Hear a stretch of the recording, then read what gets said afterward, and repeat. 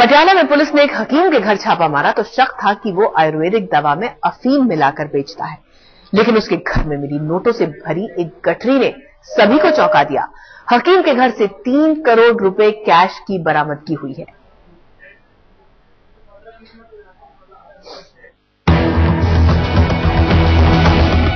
नोटों की गिनती में पुलिस वालों को इतना परेशान शायद ही कभी आपने देखा होगा, और परेशान हो भी क्यों ना।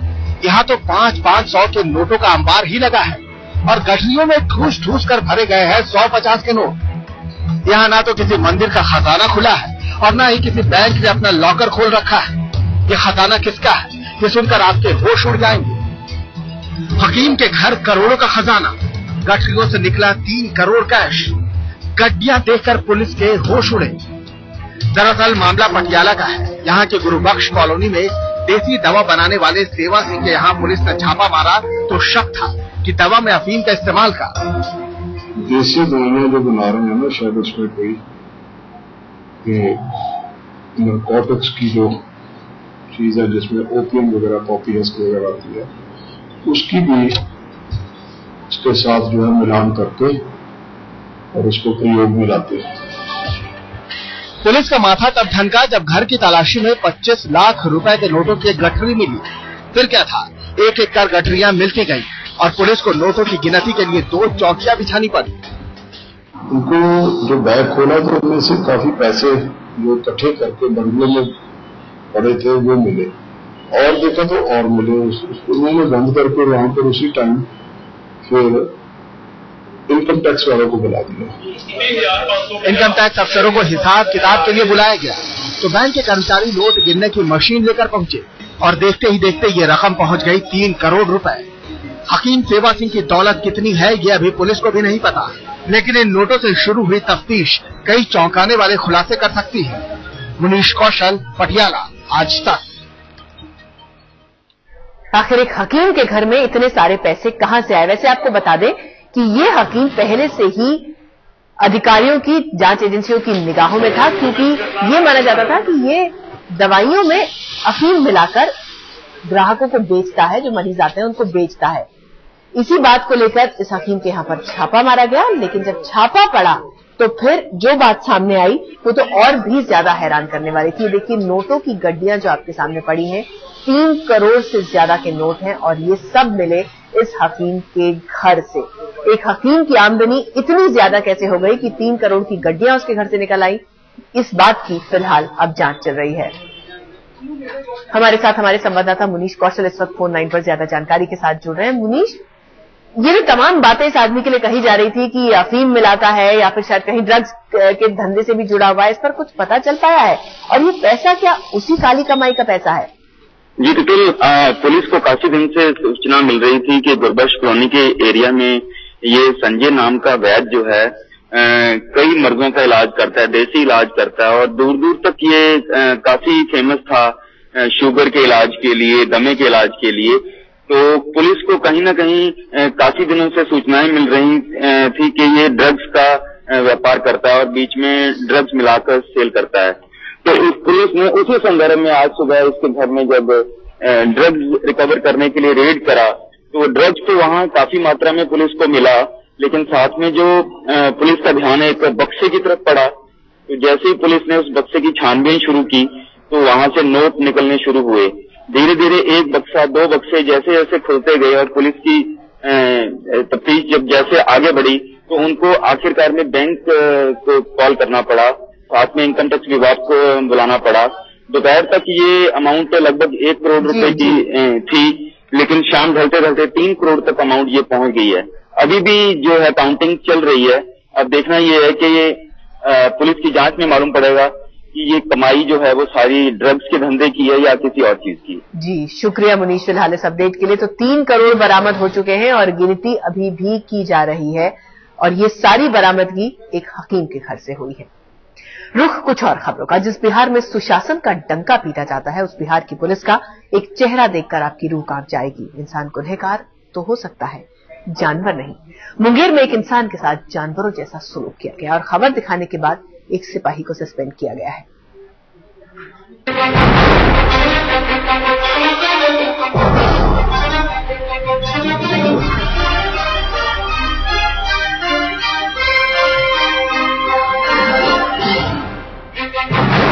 देखिए बिहार पुलिस की बेरहमी। इंसान को समझ लिया जानवर, अधमरे को जानवर की तरह उठाया।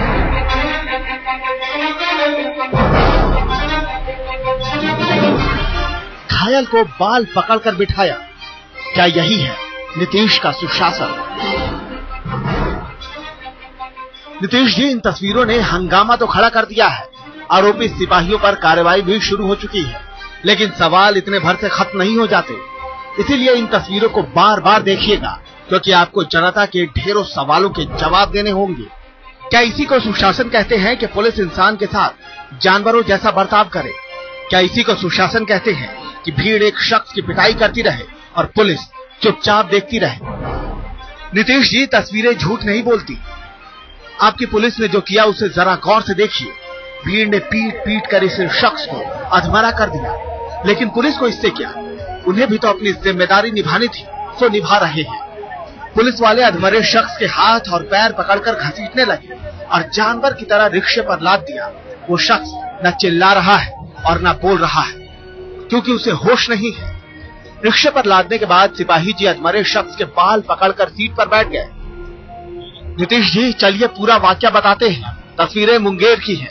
शहर के सरकारी बस अड्डे पर एक शख्स पिस्तौल और कारतूस के साथ आ धमका और लोगों के हत्थे चल गया। लोगों ने पिटाई की और जब वो अधमरा हो गया तो पुलिस के हवाले कर दिया और फिर पुलिस उस इंसान को जानवर बनाकर थाने ले आई। सवाल उठता है कि क्या पिस्तौल के साथ धरे जाने का मतलब ये होता है कि पुलिस उसके साथ कुछ भी कर सकती है? सवाल है कि थोड़ा हेलमेट तो हुई है, रिक्शा पर ले जाया तो हमें तो दिया, पूरा पी के नशे में चूरे था, बैठने के लायक था ही नहीं, उसको अपने ले दिया। अगर उसको कुछ गलत मंशा रहती पुलिस वाले को तो वो कहीं सही ले जाता, लेकिन देखा कि उसको जान बचाना है इसलिए उसको अस्पताल ले दिया। और किन पे कार्रवाई हुई है या नहीं होगी जांच के बाद। कितने लोगों पे कार्रवाई हुई? और 3 आदमी को और होना है। नीतीश जी, सवाल तो और भी कई हैं जिनके जवाब आपको देने होंगे, वरना आपके सुशासन के दावों पर कोई कैसे यकीन करेगा? पुलिस अपने पुलिस कर्मियों के बचाव में उतर आई है। उसका कहना है कि अगर वो उस आरोपी को उस तरीके से नहीं बचाती तो वहां मौजूद पब्लिक उसे मार डालती। मगर यहाँ सवाल पुलिस की कार्यशैली का है, जो भागलपुर कांड के बाद भी नहीं सुधरा है, जिसमें कई पुलिस वाले बर्खास्त किए जा चुके हैं। मुंगेर से अरुण शर्मा के साथ कुमार अभिषेक, पटना, आज तक। और मुंगेर में पुलिस की इस बर्बरता पर लालू यादव ने नीतीश को आड़े हाथों लिया है। लालू ने नीतीश की इस घटना को उनके सुशासन की असलियत बताया है। बात की हमारे संवाददाता बालकृष्ण ने।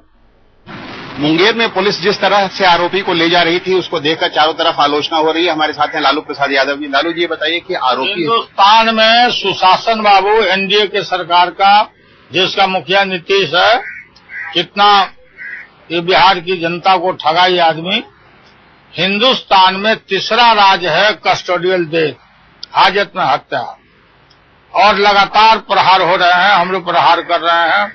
और जो दिन परमेश्वर मुखिया के बाद जो रैंसम किया लोग, उसको मुख्यमंत्री बोल रहा कि मैंने मना कर दिया था कोई कार्रवाई नहीं करने का। ये बिहार का मुखिया कल मुंगेर में रिक्शा पर बैठा के लात से दाब के, जैसे मुलायम सिंह के राज में मायावती के समय में लात से दाब के हुमचा के मार रहा है, बाल पकड़ के। और वो मुंगेर में जो वाकयात हुआ है, 21 तारीख को हमारा वहां रैली है, जा रहे हैं हम। ये है सुशासन। ये सारा मीडिया को, प्रिंट मीडिया को खरीद लिया है और सब बात को दबा रहा है लोग। कोई अत्याचार, अनाचार, व्यभिचार, बलात्कार, मर्डर, खून खराबे, विधि व्यवस्था, बिजली पानी, सारा हाहाकार मचा हुआ है बिहार में। मुंगेर की घटना के पहले कितना घटना हुआ है बिहार में। सीकर में बांध के भागलपुर में आपको मालूम हुआ घसीट कर किया था, भोजपुर में हुआ था, सारा घटना हो रहा है। और एक लोग यहाँ न्यूज को, हमारा वहाँ बिहार के न्यूज को दबा के अब बोलता कि नीतीश बाबू आगे बढ़ गया, ओबामा से आगे चला गया, चीन को पीछे छोड़ दिया। अत्याचार, चैन झपट्टा, सब हो रहा है बिहार। ऐसी घटना सामने आई तो लालू प्रसाद यादव के लिए तो एक खुला मौका था नीतीश पर, उनके सुशासन पर हमला बोलने का। फिजा और अनुराधा बाली की अकूत दौलत का धीरे धीरे खुलासा हो रहा है। चंडीगढ़ में पुलिस ने आज जब फिजा के लॉकर्स को खंगाला तो उसमें से 1 करोड़ से ज्यादा कैश निकला, जबकि लाखों की ज्वेलरी भी बरामद हुई।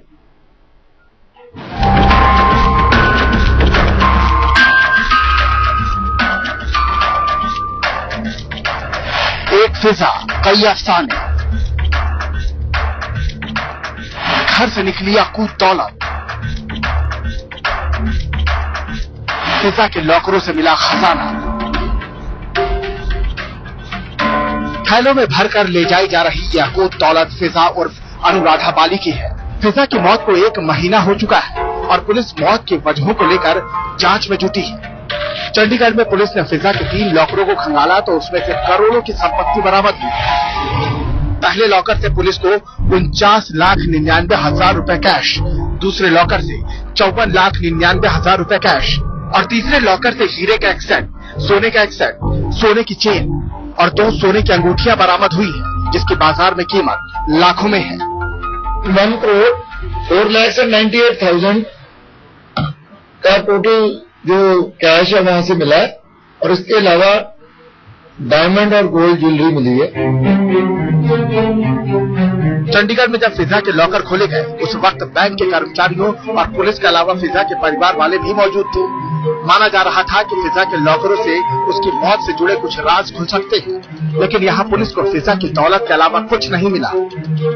पुलिस को उम्मीद थी कि फिजा के बैंक अकाउंट्स और लॉकर की मदद से मौत से जुड़े कई राज पता लग सकते हैं। फिजा के घर से पुलिस को करोड़ों की संपत्ति मिली थी। फिजा के घर की तलाशी में 92 लाख रुपए कैश मिला था। साथ ही पुलिस ने फिजा के घर से 1.5 किलो सोना भी बरामद किया। पुलिस को फिजा के साथ बैंक अकाउंट और लॉकर का भी पता चला। फिजा के घर और बैंक लॉकरों से मिली दौलत को लेकर भी सवाल खड़े हो रहे हैं। हालांकि पुलिस का कहना है कि इसमें से एक लॉकर में वारिस के तौर पर फिजा की मां का नाम है, लेकिन बाकी 2 लॉकरों में फिजा ने किसी को नॉमिनी नहीं बनाया। अब कोर्ट ही तय करेगा कि फिजा के इन 2 लॉकरों से मिली दौलत का वारिस कौन होगा। सत्येंद्र चौहान, चंडीगढ़, आज तक। दिल्ली के रोहिणी में एक बुजुर्ग महिला बेरहम लुटेरों की शिकार बन गई। 65 साल की महिला घर में अकेली थी, गला घोंटकर उसे मार डाला गया। पुलिस ने इस मामले में सीसीटीवी के आधार पर आरोपी संदिग्ध नौकरानी की तस्वीर जारी की है।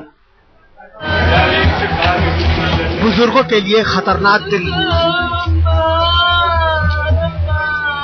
बदमाश लुटेरों के लिए चारागाह दिल्ली। फिर एक बुजुर्ग महिला का दिन दहाड़े कत्ल। दिल्ली के रोहिणी सेक्टर 8 में रहती थी 65 साल की गुरजीत कौर पुरी। पूरा मोहल्ला उनकी हत्या पर गमगीन है। लोग बता रहे हैं कि कातिल का पता तब चला जब नौकरानी काम पर आई। गुरजीत कौर के हाथ पांव बंधे थे, मुंह पर टेप चिपकी हुई थी और नीला पड़ चुका था उनका जिस्म। इस चीज के लिए तो हमने खुद देखा था, क्योंकि हम सारे गली वाले ही इकट्ठे होकर गए थे इनके पास। ऊपर देखा हमने, रस्सी से और टेप से मारा है। रस्सी जो कि बल्ली बांधने के काम आती है। फिलहाल घर से कैश और ज्वेलरी भी गायब है। पुलिस इस पूरे मामले की तफ्तीश कर रही है। ये जानने की कोशिश की जा रही है कि इनके पीछे क्या वाकई इन तीनों लोगों का हाथ है या कुछ और लोग भी इसमें इन्वॉल्व हैं। मैं आपको बताना चाहूंगा, इसके बिल्कुल लेफ्ट साइड पर रोहिणी ईस्ट मेट्रो स्टेशन है और ये रिहायशी इलाका है। यहाँ कहीं ना कहीं पुलिस की मौजूदगी होनी चाहिए थी, जो कि नहीं थी। यही वजह है कि इस तरह के वाकया हो गया। फिलहाल पुलिस इस मामले की अब तफ्तीश कर रही है। इस 3 मंजिले घर में गुरजीत ऊपरी मंजिल पर रहती थी और नीचे किराएदार रहते हैं। पड़ोसियों ने जब घर का सामान बिखरा देखा तो समझते देर नहीं लगी कि ये काम लुटेरों का है। पड़ोसियों के मुताबिक गुरजीत कौर ने 15 दिन पहले घर में एक नई नौकरानी रखी थी। वही नौकरानी 2 लड़कों के साथ सोफा दिखाने के लिए घर में दाखिल हुई थी। पुलिस ने सीसीटीवी फुटेज से उस नौकरानी की तस्वीरें जारी की है। उनके पास एक डस्टिंग के लिए काम वाली आती थी। उस काम वाली को आंटी ने बोला था कि मेरे को सोफा बेचना है, तो वो अपने भाइयों को लेकर आई है। 3 आदमी कुछ आए और उन्होंने आकर इनको मार दिया। गुरजीत कौर की हत्या के मामले में पुलिस को शक है कि इसमें किसी जानकार का हाथ हो सकता है। पुलिस की जांच अब घर की एक नौकरानी पर जा टिकी है, जो कि चंद हफ्तों पहले ही घर के कामकाज के लिए रखी गई थी। फिलहाल सीसीटीवी कैमरे की मदद से पुलिस ने इसकी तस्वीर जारी की है ताकि इसका पता लगाकर कत्ल की इस पहेली को सुलझाया जा सके। गुरजीत कौर कुछ साल पहले इनकम टैक्स के डिप्टी कमिश्नर की पोस्ट से रिटायर हुई थी। पति का निधन हो चुका है, एक बेटा लंदन में है, 2 शादीशुदा बेटियां हैं जो दिल्ली में रहती हैं। जाहिर है लुटेरों को मालूम था कि महिला मालदार है और घर में अकेली, बस उन्होंने बेफिक्र होकर हत्या और लूट को अंजाम दे डाला। चिराग गोठी के साथ अनुज मिश्रा, दिल्ली, आज तक। जम्मू कश्मीर पुलिस को बड़ी कामयाबी मिली है। गांधार प्लेन हाईजैक में शामिल खूंखार आतंकवादी महराजुद्दीन उर्फ जावेद जम्मू के किश्तवाड़ से गिरफ्तार हो गया है। लश्कर आतंकी महराजुद्दीन आईएसआई के इशारे पर 20 साल से आतंकी गतिविधियों में शामिल रहा है और गांधार प्लेन हाईजैक के अलावा 1996 के लाजपत नगर धमाके में भी उसका हाथ था। रणबीर कपूर की फिल्म बर्फी 14 सितंबर को रिलीज होने वाली है। फिल्म के रिलीज होने से पहले वो कर रहे हैं आपके चहेते चैनल आज तक को सलाम।